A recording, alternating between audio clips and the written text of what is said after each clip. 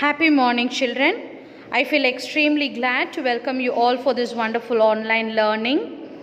And it's really very happy that we have completed our first volume and now entering into our second volume.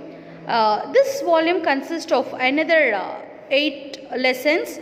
Let's start with the first lesson, that is lesson 9, plant anatomy. So in this lesson, plant anatomy, we'll be discussing about the cells, the cell which groups to form the tissues, the different type of tissues, the types of meristematics, their origin, their function, diagrams on it, and then we'll be learning about the permanent tissues, the types of permanent tissues, simple tissues, complex, and their classification.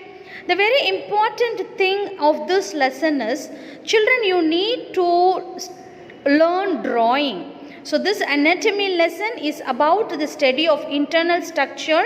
So more than theory learning, your drawing learning is more important. So concentrate much on drawing and every day practice drawing. And to make your drawing more neat and legible, I would recommend you to purchase pencil lid tips of different thickness. So a thickness difference may make your diagram look so good. For lighter color, for showing one layer like parenchyma, you can use a thin lead. And for showing the sclerenchyma, which is having dark cell wall, you can use a lid of dark shades. So go to the shop, purchase pencil lids of different sizes and thicknesses and use for drawing diagram. These tips will help you to make your diagram more accurate. I believe this lesson will give you knowledge, much and much about the internal structures of plant. Come on children, let's explore knowledge and gain knowledge. We are entering into our chapter 9, plant anatomy. Okay, the next lesson would be plant anatomy. So before going into the lesson, let's learn the definition. What is plant anatomy? It is the study of internal structures. See, you got structure present inside. This internal structures, the study about the internal structure is called the plant anatomy. The study about external structure is called morphology. That is, we learn about the root, the stem, the leaves. All these we have done in lesson number 3 and 4. Now we are going to study the internal details of the root, of the stem, of the leaf, which we call it as plant anatomy. To study the internal structure, we need microscope. Okay, so microscope is an equipment which helps us to look into the internal details of a cell. So we need a microscope. In the microscope, we need to do the second step is dissection. We need to cut. So every substance has to be cut. So the root, stem, leaves all need to be cut and it has to be kept in the microscope to study the internal structure. So we need to dissect, we need to cut them. Then we have to place it in the microscope.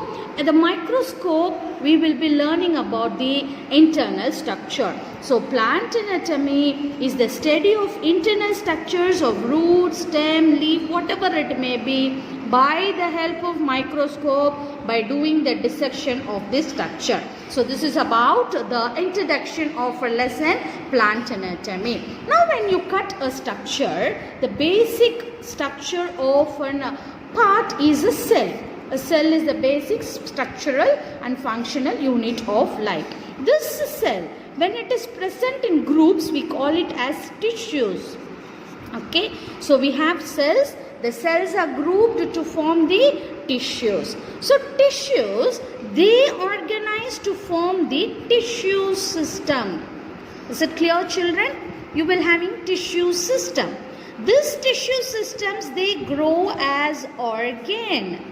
Many organ combine to form the organ system. Is it clear? Organ system, and organ system groups to form the organism.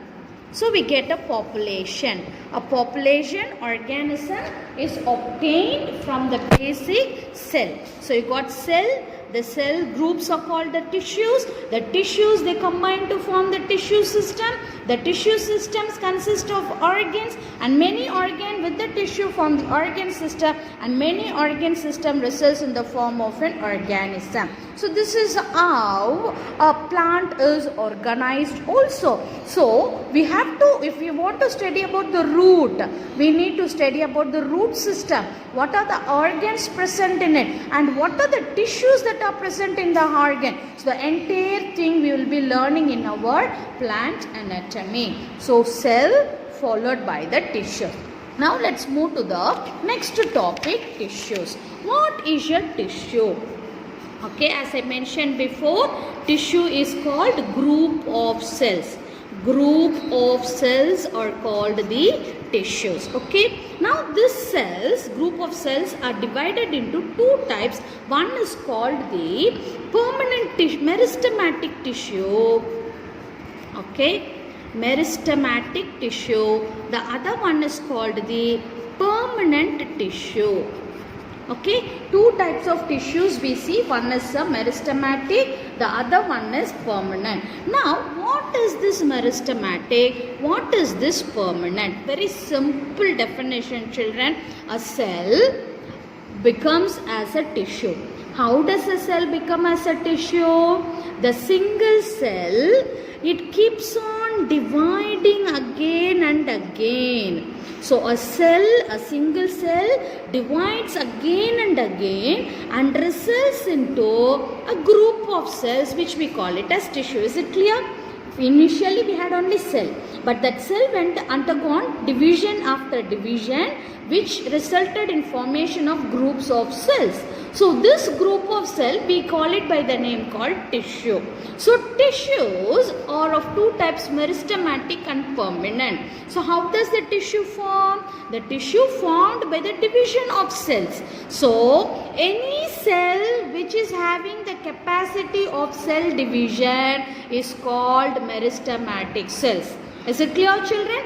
Is it clear? So meristematic cells or meristematic tissues are the tissues which undergo cell division. So they have the ability to undergo cell divisions. So this potentiality of the cell, we call it as the meristematic tissue. So what is permanent tissue? See, after some times the grown tissue, it will stop its cell division, and those cells are called the permanent tissue. So the main category based on which we divide this is meristematic cells undergo cell division. Is it clear? And permanent cells do not have cell division.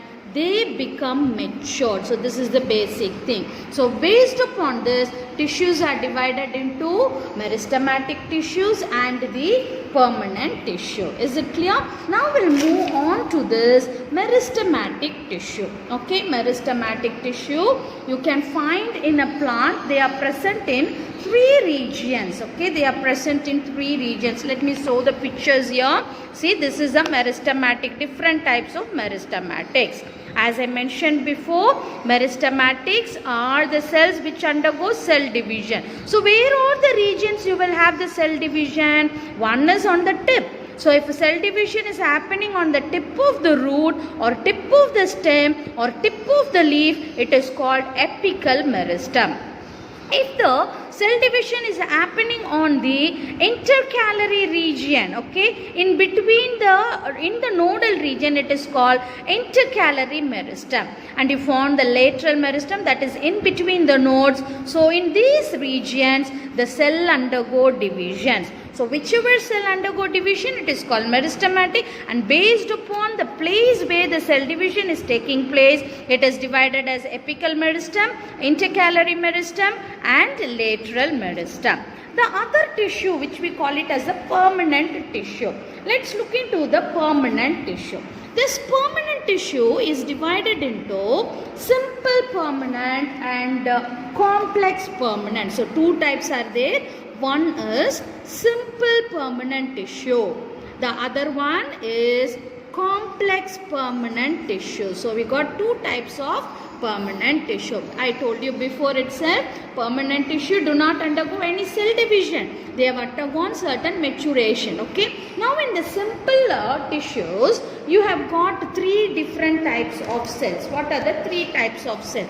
The number one is parenchyma. Number one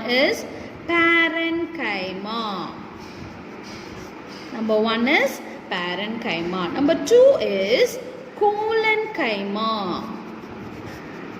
And number three is sclerenchyma. So you got three simple tissues. What are the three simple tissues?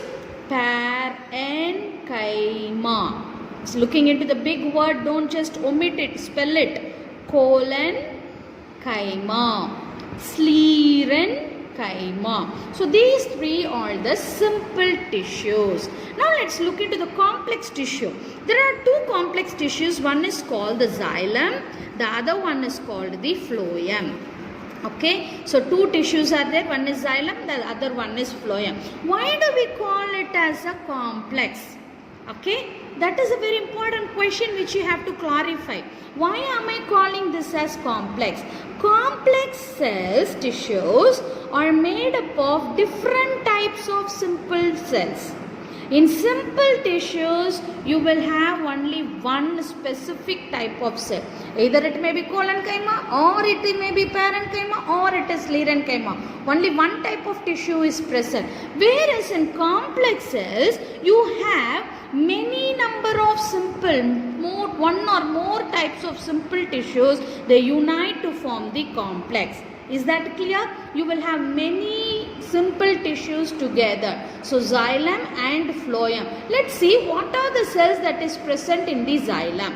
Okay, what are the types of cells you will be having? There are four types of cells present in xylem. Let's look into it. Xylem consists of xylem parenchyma. Okay, then it has got xylem fibers. Then it has got vessels. And the fourth one is tracheids. So in all these four components, it is not made up of single cells. A combinations of four tissues together makes your xylem.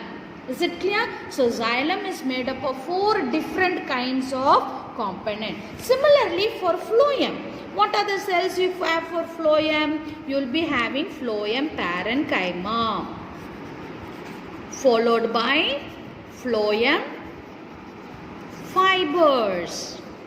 Then you will have companion cells, followed by sieve cells.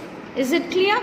Is it clear? So these are the components of your phloem. So phloem consists of these cells. So when we have many different simple tissues together, we call it as a complex tissue. But whereas in parenchyma and collenchyma and sclerenchyma, it is a single type of cells. Is it clear?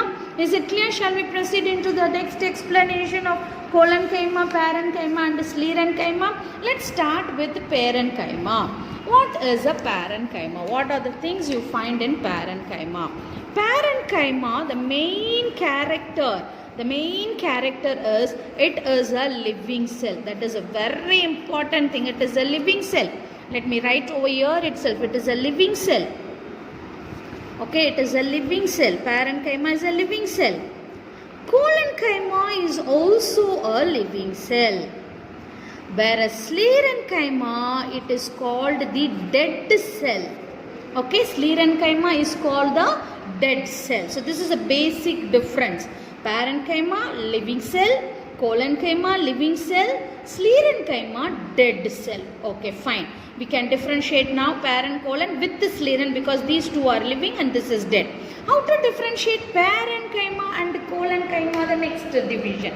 The next difference is parenchyma will have thin cell wall. The cell wall is very, very thin.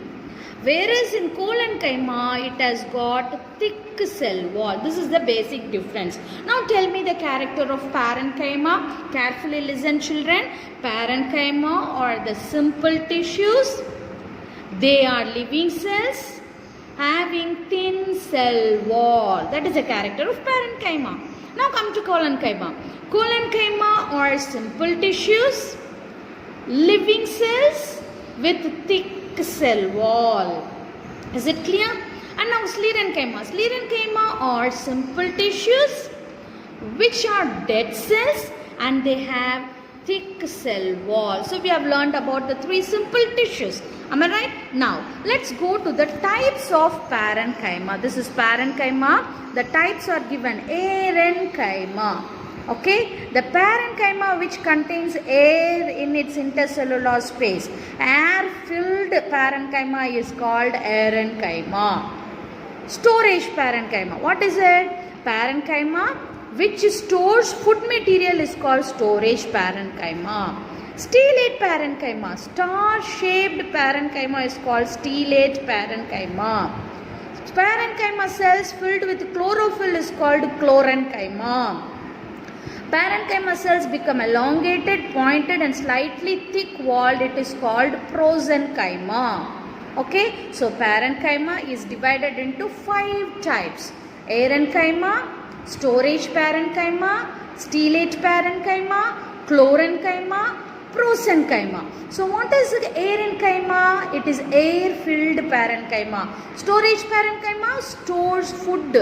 Stellate parenchyma star-shaped parenchyma. Chlorenchyma chlorophyll-filled parenchyma, and here it has got pointed thick-walled. Usually parenchyma are thin-walled, but here at the tip you have slightly thick-walled which is projected mainly for the mechanical support. So this is about parenchyma. Let me draw a simple diagram of parenchyma. See, this is a parenchyma cell. The cell wall is very thin and it is compactly arranged with the nucleus somewhere over here. Now let's move to the next type of thing, that is called the collenchyma. Collenchyma, already I told, they are simple cells, living cells, and they have got thick cell wall. Okay, mostly they are present in the petioles and pedicels. Petiole is the stalk of the leaf, pedicel is stalk of the flower. பூவோடைய காம்புலையும் இலையோடைய காம்புலையும் you can find the collenchyma. Now coming to the types of collenchyma, it's a very important topic. Okay, types of collenchyma: angular collenchyma, lacunar collenchyma, laminar collenchyma. So what are the 3 types we have here? Angular collenchyma, lacunar collenchyma, laminar collenchyma. Let me explain you about the types with a diagram. See, collenchyma, they will have thick cell wall. Okay, they will have thick cell wall. This thick, if you find it in the angles. Okay, let me draw one more diagram. See, this is a cell. Okay, this is a collenchyma. If you find the thickenings at the angles, in the angles alone you will have the thickening, then it is called angular collenchyma. Very, very simple for you to understand, children.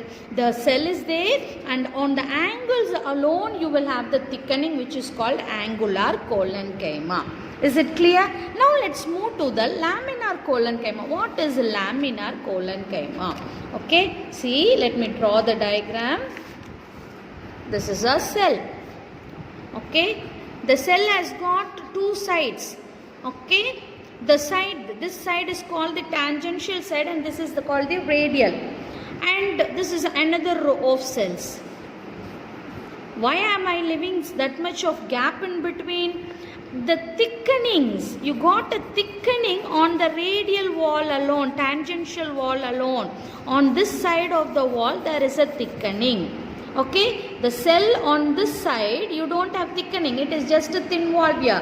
But on the lower side, on the tangential wall, you got a very big thickening. I said collenchyma or thick walled cells. Here the wall thickenings are found. This is called laminar collenchyma. Okay, And the third one, let me show the picture here. See, this is angular collenchyma where you find the thickenings on the angles, and this is called the laminar collenchyma where you got the thickening on the tangential side, and this is lacunar collenchyma. See, the intercellular space, this is one cell, this is second cell. In between the two cells you got the violet color filling. This violet color filling is called intercellular thickenings. So this kind of cell is called the lacunar collenchyma. It is called the lacunar collenchyma. So these are the different types of collenchyma. Now let's move to the third type, sclerenchyma. Sclerenchyma are dead cells.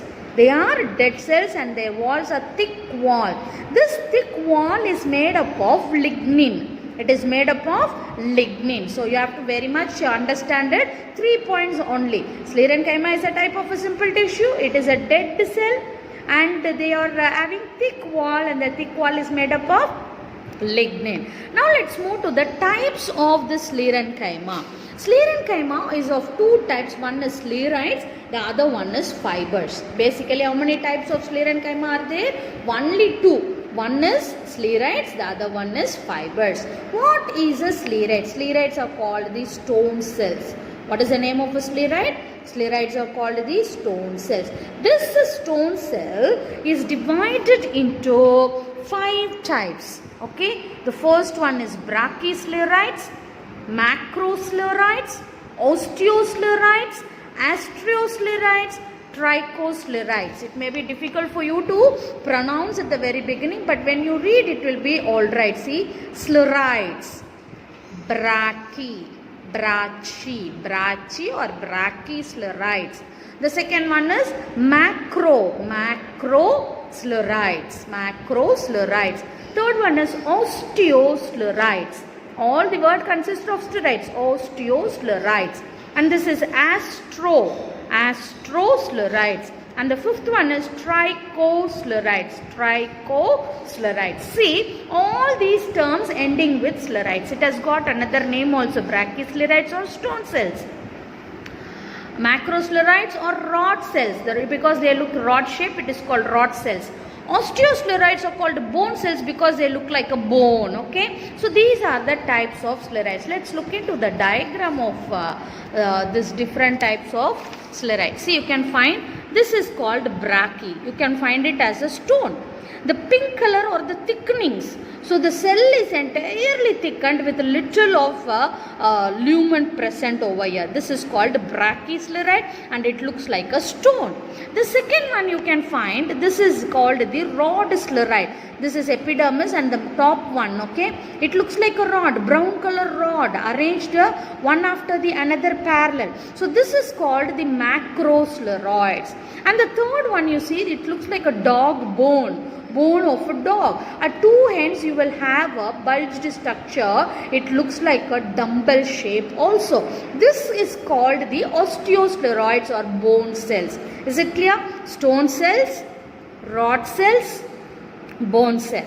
And this astroschleroids, astro means it is space, isn't it? So here the sclerite looks like a star. So it is called the astroschleroids. And the last one is trichoscleroid. It looks like a air. Can you find this brown color structure? This brown color structure is a sclerite. So it looks like a hair. Therefore it is called the trichoscleroid. Is it clear? So these are the different sclerites diagram. Fine. Now let's move to the next topic, that is fiber. Okay, the sclerenchyma is divided into sclerites and fibers. So we discussed about sclerites just now, and now we are moving to the fiber. Fibers are elongated sclerenchyma cells. Sclerites are short cells. They are very much small, very small, tiny cells. Whereas fibers, they are elongated. This is a fiber. You can see a fiber. Okay, this is a fiber which is very much elongated. Now there are 5 types of fibers. Let's look into the 5 types. Wood fiber or xylary fibers, based fibers or extraxylary fibers, surface fibers, mesocarp fiber, leaf fiber. If the fiber, if a dead cell is present on the leaf, it is called leaf fiber. Okay. If it is present on mesocarp, the mesocarp of coconut. தேங்காய் உரிச்சோடனே நாரா வருதுல, that is called mesocarp fiber. Surface fiber, which you can't find on the surface of certain plants, cotton, silk cotton and all. This blast fiber or extraxillary, xylem illama, if they are present in the phloem, that is food conducting tissues. We studied already, phloem consists of fibers. Let me show you. Phloem consists of phloem fibers. This phloem fiber is also known as blast fiber. This phloem fiber is also known as blast fiber. Is it clear? This blast fiber, they are also called as extraxillary fibers. Now the first one is wood fiber, the fiber which is present in the xylem. So these are the types of fibers, and you got some importance. What are the uses of fiber which you can study on your own. Now let's move to the next very important topic, that is called the complex tissues. So simple tissue is over. Now moving on to the complex. As I told before, complex tissues consist of one or two simple tissues. Okay, and complex is of two types. One is xylem, the other one is phloem. Xylem consists of xylem parenchyma, xylem fibers, vessels and trochantes. Let's start discussing these three. Any living cell, okay, any living cell with a thin walled structure associated with the conduction of water, it is called xylem parenchyma or wood parenchyma. Any fiber, the dead cell, the sclerenchymatous dead cell, any fiber that helps in the conduction of water is called the xylem fiber. Okay, we have studied two. Now we are going to learn about vessels and trochantes. What is a vessel and what is a trochanate? See children, vessels are cell like this, cylindrical cell like this with two opening on the top and the base. This is one vessel. This vessel is connected with another one. That is followed by another one. What does it do? They carry the water from one vessel. When it is filled, it moves to the next vessel. It moves to the next vessel. So what is the main function of the vessel? Conduction of water. So vessel helps in conduction of water. It is a cylindrical short cell. If the same thing happens in an elongated tissue, this is one, a straw-like structure, then followed by another straw-like structure, we call it as trochantes, which is present in the form of a tube. If it is looking in the shape of a tube or straw-like structure, they are called trochantes, and they also help in conductions of the water. If it is found with a vessel-like structure, it is called the vessel. Cylindrical structure, short structure, vessel. So vessels and trochantes both help in conductions of the water.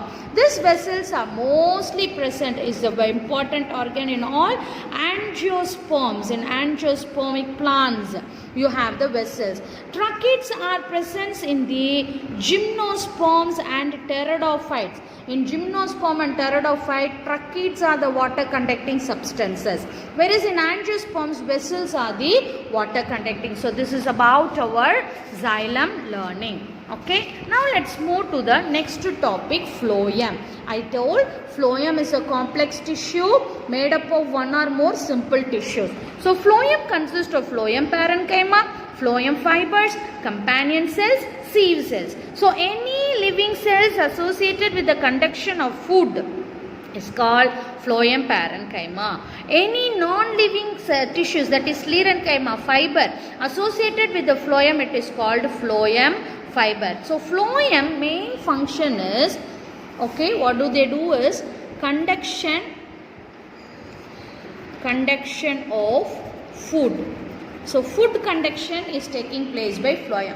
Now we have to learn about companion cells and sieve cells. What is this companion and sieve cells? Okay, now let me take a tube. This is called the sieve tube. What is it called as? Sieve tube. The sieve tube consists of a plate. This plate is called the sieve plate. Okay, sieve tube, sieve plate. This is two both together, the sieve tube and sieve plate, is called the sieve cell or sieve element. This is one cell joined with the another. It keeps going as the conduction is taken continuously, as phloem is continuing. So a cell consists of a plate and a tube, plate and a tube, plate and a tube, plate and a tube. Okay, fine. Now this plate has got holes. As holes, this hole we call it as the pores. Okay, perforation pore, perforation pores, water. அப்போ இந்த ஓட்டை வழியா you will have the food passing from this to this. From here again through this ஓட்டை, சாப்பாடு வடிகட்டும் போது ஒரு தட்டு இருக்குல்ல, ஓட்டையாக இருக்கும், அதனால தான் அதுக்கு பேர் சீவ். சரி, ஜல்லடை மாதிரி இருக்கிறதுனால sieve. So through this the food is transferred from one cell to another. Sometimes, okay, in some cases the food may getting blocked, அப்படியே அடைச்சுக்கும், அடைச்சி அந்த இடம் அப்படியே வீங்கிக்கும், பல்ஜ்டு பிளாக்காக இருக்கும். அதுக்கு பேர் என்னன்னா callose. Okay, CALLOS, கேலோஸ்.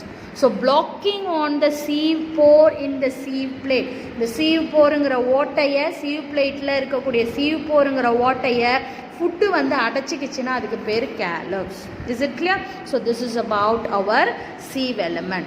The important point to note is this sieve element, sieve plate and sieve tube, do not have nucleus. Nucleus is a very important organ. You can see in this picture, nucleus is an important. So sieve plate is here with the pores. Okay, sieve plate. Then you got a sieve tube, and this is keep on going. Fine. This does not have nucleus. So nucleus is very important for the cell. As this cell is doing an important work, but still it does not have a nucleus. So what is happening here? There is a cell adjacent to it. Okay, this has a nucleus and this cell does all the activity of the sieve element. So this cell is acting as a friend to the sieve tube. Therefore this cell is called the companion cell, a friend cell. Is it clear? See, this is again a sieve element, sieve tube. They don't have nucleus. So what are these cells doing? They are companion cells. They have the nucleus and they help to perform their function. So this friend cell is called the companion cells. So companion cells with the nucleus, then the sieve tube, sieve plates, and the parenchyma associated with this companion cell is called phloem, parenchyma. So this is about our simple tissues and complex tissues. I believe you all would have understood this, and in page you have got the definitions, short note of all the simple tissues and complex tissues. Kindly go through that. And you have also got different types of tissues given in the tabular form. Just give a reading of it and learn it. Then there are many differences given. It is important to discuss.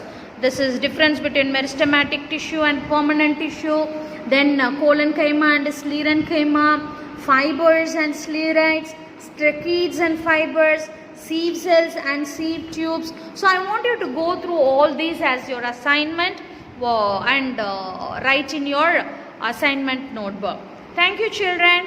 Hope you all gained knowledge.